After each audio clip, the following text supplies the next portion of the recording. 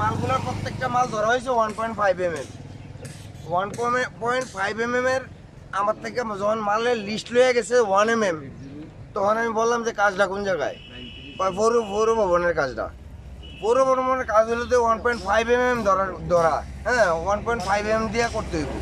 হ্যাঁ তখন তো আছে, ঠিক আছে দেখতেছি, হ্যাঁ দেখতেছি কই আমার কাছে উচ্চা এলেছে। আসার পরে কুমিল্লা আরেক ডিলারের থেকে এই মালটা কিনে আনছি 1 mm মাল।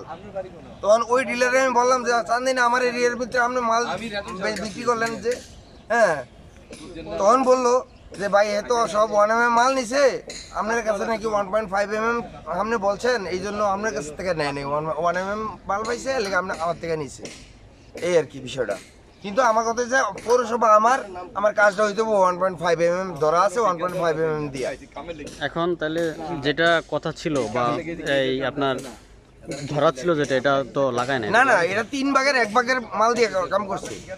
1.5 বলতে মনে করেন 1.5 কেজি আর 1 কেজি, হ্যাঁ 1 কেজিরও নিচে নিম্নমানের মাল 0.8 দিয়েও কাজ করছে।